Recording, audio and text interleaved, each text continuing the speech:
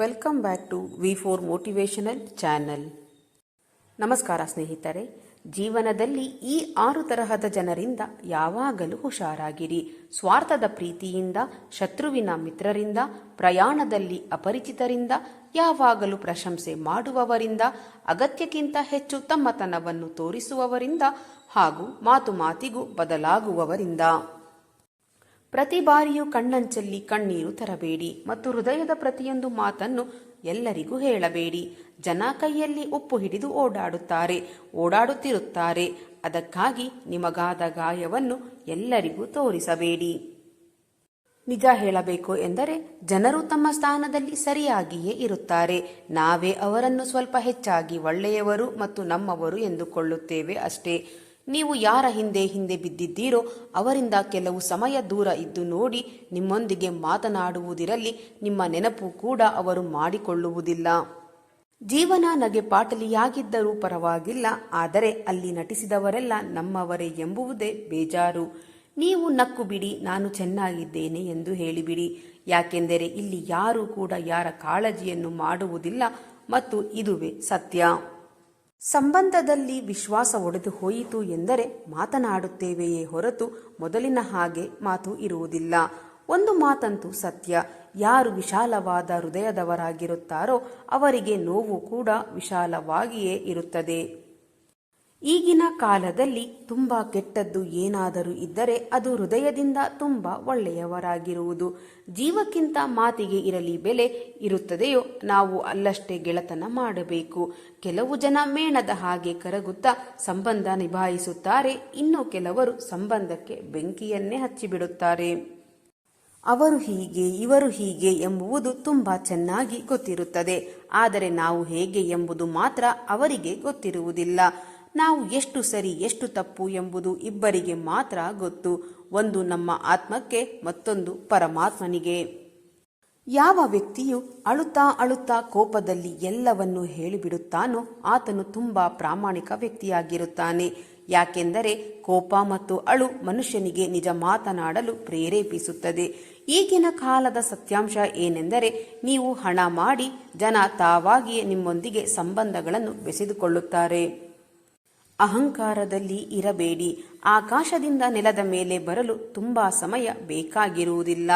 ಎಲ್ಲಿ ನಿಮಗೆ ಹಕ್ಕನ್ನು ನೀಡಿರುತ್ತಾರೆಯೋ ಅಲ್ಲಷ್ಟೇ ನಿಮ್ಮ ಹಕ್ಕನ್ನು ಚಲಾಯಿಸಿ. ಜೀವನದಲ್ಲಿ ಸ್ವೀಕರಿಸುವ ಗುಣ ಮತ್ತು ಸುಧಾರಿಸಿಕೊಳ್ಳುವ ನಿಯತ್ತಿದ್ದರೆ ಮನುಷ್ಯ ತುಂಬಾ ವಿಷಯಗಳನ್ನು ಕಲಿಯಬಹುದು ಮತ್ತು ಏನು ಬೇಕಾದರೂ ಕಲಿಯಬಹುದು. ತಪ್ಪು ಅವರದ್ದಲ್ಲ, ನಮ್ಮದೇ. ಅವರು ಹೇಗೆ ಎಂದು ಗೊತ್ತಿದ್ದು ಅವರೊಂದಿಗೆ ಹೃದಯವನ್ನು ಬೆಸೆದುಕೊಂಡೆವು.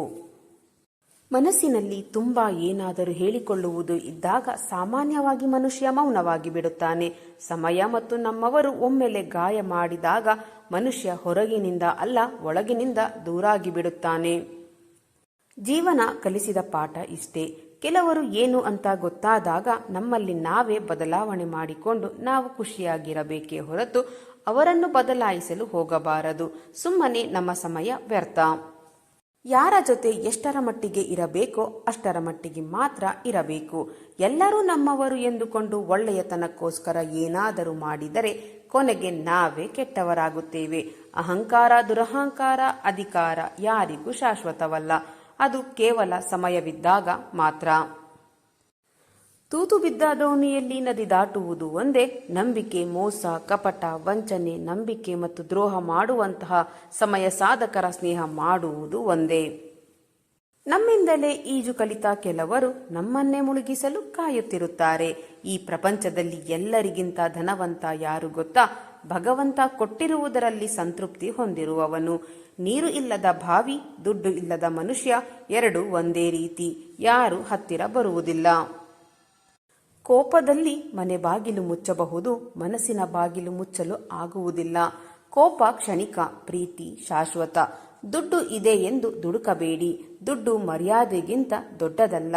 ಮೋಸಗಾರರು ತಾವು ನಿಷ್ಠರಲ್ಲದಿದ್ದರೂ ಇತರರನ್ನು ನಿಷ್ಠರಾಗಿರಬೇಕೆಂದು ಬಯಸುತ್ತಾರೆ. ಜೀವನದಲ್ಲಿ ಅವಕಾಶ ಪ್ರತಿಯೊಬ್ಬರಿಗೂ ಸಿಗುತ್ತದೆ. ಕಾಯಬೇಕು ಅಷ್ಟೇ. ಒಂದು ತಪ್ಪನ್ನು ಸರಿ ಎಂದು ಸಾಬೀತುಪಡಿಸಲು ಮತ್ತೊಂದು ತಪ್ಪುಗಳನ್ನು ಮಾಡುತ್ತೇವೆ. ಮೊದಲ ತಪ್ಪನ್ನೇ ಒಪ್ಪಿಕೊಂಡಿದ್ದರೆ ಈ ಸಮಸ್ಯೆ ಇರುತ್ತಿರಲಿಲ್ಲ. ಸಣ್ಣತನ ನಮ್ಮ ಇಡೀ ವ್ಯಕ್ತಿತ್ವವನ್ನೇ ನುಂಗಿಬಿಡುತ್ತದೆ. ದೊಡ್ಡ ಕೆಲಸದ ಜವಾಬ್ದಾರಿ ಹೊತ್ತಿರುವಾಗ ಸಣ್ಣತನ ತೋರಬಾರದು. ದುರ್ಬಲರಾಗಿರುವವರು ಪ್ರತೀಕಾರ ತೆಗೆದುಕೊಳ್ಳುತ್ತಾರೆ, ಶಕ್ತರು ಕ್ಷಮಿಸಿಬಿಡುತ್ತಾರೆ. ಆದರೆ ಬುದ್ಧಿವಂತರು ವಿರೋಧಿಗಳನ್ನು ಉದಾಸೀನ ಮಾಡಿಬಿಡುತ್ತಾರೆ. ಬದುಕಿನಲ್ಲಿ ಕೆಲವೊಮ್ಮೆ ಎಲ್ಲರೂ ಅವರವರ ದೃಷ್ಟಿಕೋನದಿಂದ ಸರಿಯಾಗಿಯೇ ಇರುತ್ತಾರೆ. ತಪ್ಪು ಪರಿಸ್ಥಿತಿಯದ್ದೋ ವ್ಯಕ್ತಿಯದ್ದೋ ಎಂಬುದು ತಿಳಿಯುವುದೇ ಇಲ್ಲ. ಬದುಕಿನಲ್ಲಿ ಬಹುತೇಕ ಸಂಬಂಧಗಳು ಹಾಳಾಗುವುದು ಹೊಡೆದಾಡುವುದರಿಂದ ಅಲ್ಲ, ಬೆನ್ನ ಹಿಂದೆ ಮಾತನಾಡುವುದರಿಂದ. ಬದುಕು ಕಣ್ಣಾಮುಚ್ಚಾಲೆ ಆಟ ಇದ್ದಂತೆ. ಕಷ್ಟದಲ್ಲಿ ಸಂಬಂಧಿಗಳನ್ನು ನಾವೇ ಹುಡುಕಿಕೊಂಡು ಹೋದರೂ ಕಾಣದಂತೆ ಅವಿತುಕೊಳ್ಳುತ್ತಾರೆ. ಎಚ್ಚರ, ಎಲ್ಲರೂ ಅಲ್ಲ, ಕೆಲವೊಬ್ಬರು ಮಾತ್ರ. ಹೀಗೆ ಜಾಗ ಬದಲಾದ ತಕ್ಷಣ ಮುಖವಾಡವು ಬದಲಾಗುತ್ತದೆ. ಒಬ್ಬರನ್ನು ನಂಬಿ ನಾವು ಹೇಗಿರುತ್ತೇವೆ ಎಂದರೆ, ಇನ್ನೊಬ್ಬರು ತಮ್ಮ ಬೇಳೆ ಬೇಯಿಸಿಕೊಳ್ಳಲು ಹುಡುಕಿ ನಮ್ಮ ಹತ್ತಿರ ಬಂದಾಗ ನಾವೇ ಒಲೆ ಹಚ್ಚಿ ಅವರ ಬೇಳೆ ಬೇಯಿಸಿ ಕಳುಹಿಸಿದ ಮೇಲೆ ನಮಗೆ ಅರಿವಾಗುವುದು ನಾವು ಬೇಯಿಸಿದ ಬೇಳೆ ಕಾಳು ನಮ್ಮದಲ್ಲ, ಅವರದ್ದು ಎಂದು. ಕಣ್ಮುಂದಿನ ಅವಕಾಶ ಕಡೆಗಣಿಸಿ ಸಿಗದ ಅವಕಾಶಕ್ಕಾಗಿ ಕಾದಾಗಲೇ ತಿಳಿದಿದ್ದು ಕಡೆಗಣಿಸಿದ ಅವಕಾಶವು ಅಮೂಲ್ಯವಾದದ್ದು ಎಂದು. ನೀತಿ ಪಾಠ ಹೇಳುವವರೆಲ್ಲ ಊಟ ಹಾಕುವುದಿಲ್ಲ. ಹಸಿದವನಿಗೆ ಆದರ್ಶಗಳು ಉಪಯೋಗಕ್ಕೆ ಬರುವುದಿಲ್ಲ. ಸಮಯವಿಲ್ಲವೆಂದು ನಿಮ್ಮನ್ನು ತಿರಸ್ಕರಿಸಿದವರು ಮುಂದೊಂದು ದಿನ ನಿಮ್ಮ ಸಮಯಕ್ಕಾಗಿ ಕಾದು ಕೂರುವಂತೆ ಬದಲಾಗಿ. ಯಾರನ್ನು ಬಲವಂತವಾಗಿ ಮಾತನಾಡಿಸಲು ಹೋಗಬಾರದು. ತುಂಬಾ ಕೀಳಾಗಿ ನೋಡುತ್ತಾರೆ. ಎಲ್ಲ ಇಲ್ಲಗಳ ನಡುವೆ ಇದೆ ಎಂಬ ಭರವಸೆಯ ಭಾವದೊಂದಿಗೆ ಬದುಕಿ. ನಮಗೆ ಮತ್ತು ನಮ್ಮ ಮಾತುಗಳಿಗೆ ಬೆಲೆ ಇಲ್ಲ ಅಂತ ತಿಳಿದಾಗ ನಾವು ಅವರಿಗೆ ಎಷ್ಟು ದೂರದಲ್ಲಿ ಇರುತ್ತೇವೆಯೋ ಅಷ್ಟೇ ಒಳ್ಳೆಯದು. ಕೋಪ ಕೊಟ್ಟರೆ ಕೋಪ ಹಿಂತಿರುಗಿ ಸಿಗುತ್ತದೆ. ಅವಮಾನ ಮಾಡಿದರೆ ಅವಮಾನವೇ ಸಿಗುತ್ತದೆ. ಭಯಪಡಿಸಿದರೆ ನಮಗೆ ಭಯವೇ ಸಿಗುವುದು. ಅದೇ ಪ್ರೀತಿ ಕೊಟ್ಟರೆ ಪ್ರೀತಿ ಸಿಗುತ್ತದೆ. ಸ್ನೇಹ ಕೊಟ್ಟರೆ ಖಂಡಿತವಾಗಿಯೂ ಸ್ನೇಹ ಸಿಕ್ಕೇ ಸಿಗುತ್ತದೆ. ಕೆಲವರಿಗೆ ಒಳ್ಳೆಯದು ಹಿಂತಿರುಗಿ ಸಿಗಲು ಸ್ವಲ್ಪ ಸಮಯ ಬೇಕಾಗಬಹುದು. ಅದು ಅವರ ಕರ್ಮದ ಲೆಕ್ಕಾಚಾರವಾಗಿರುತ್ತದೆ. ಕೋಪ, ಅವಮಾನ, ನಿಂದನೆ ಮಾಡಿದವರಿಗೂ ಮನದಲ್ಲಿ ಪ್ರೀತಿಯನ್ನೇ ಕೊಡೋಣ. ಶುಭ ಭಾವನೆಯನ್ನೇ ಇಟ್ಟುಕೊಳ್ಳೋಣ. ಹಳೆಯ ಲೆಕ್ಕಾಚಾರ ಮುಗಿದ ಮೇಲೆ ಒಂದಿಲ್ಲೊಂದು ದಿನ ಪ್ರೀತಿಯಾಗಿಯೇ ಬರಬೇಕು. ಅದಕ್ಕೆ ತಾಳ್ಮೆ ಬೇಕು ಅಷ್ಟೇ. ಒಟ್ಟಿನಲ್ಲಿ ನಾವು ಏನು ಕೊಡುತ್ತೇವೆಯೋ ಅದೇ ಸಿಗುತ್ತದೆ. ಪ್ರೀತಿಯಿಂದ ಮಾತ್ರ ಮರುಭೂಮಿಯಲ್ಲಿ ಹೂವನ್ನು ಅರಳಿಸಬಹುದು. ನೆನಪಿಡಿ ಸ್ನೇಹಿತರೆ, ಕ್ಷಮೆ ಕೇಳುವವರು ಯಾವಾಗಲೂ ತಪ್ಪಾಗಿರುವುದಿಲ್ಲ. ಸಂಬಂಧ ಉಳಿಸಲು ಕೆಲವರು ತಲೆಬಾಗುತ್ತಾರೆ.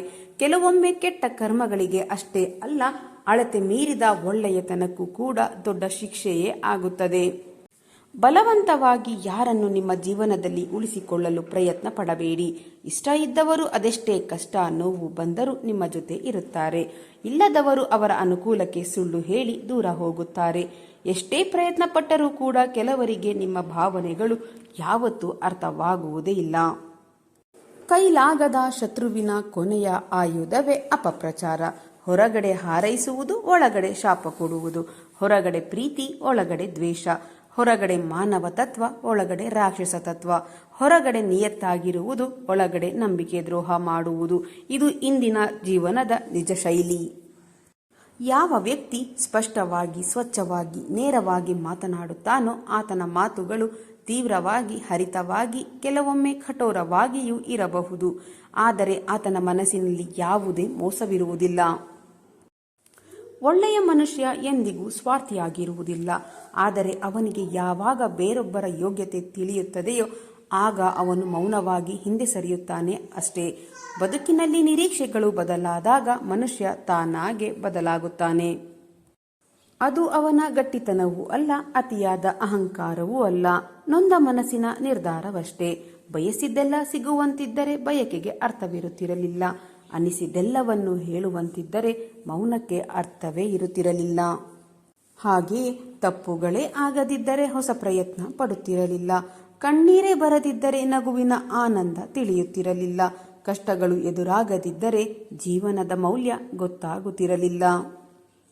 ಸ್ನೇಹಿತರೆ, ಇಂದಿನ ಈ ನನ್ನ ವಿಡಿಯೋ ನಿಮ್ಮ ಮನಸ್ಸಿಗೆ ಸ್ವಲ್ಪವಾದರೂ ಪ್ರೇರಣೆ ನೀಡಿದ್ದರೆ ಒಂದು ಲೈಕ್ ಮಾಡಿ ನಿಮ್ಮ ಅಭಿಪ್ರಾಯವನ್ನು ಕಾಮೆಂಟ್ ಬಾಕ್ಸ್ನಲ್ಲಿ ಹಂಚಿಕೊಳ್ಳಿ.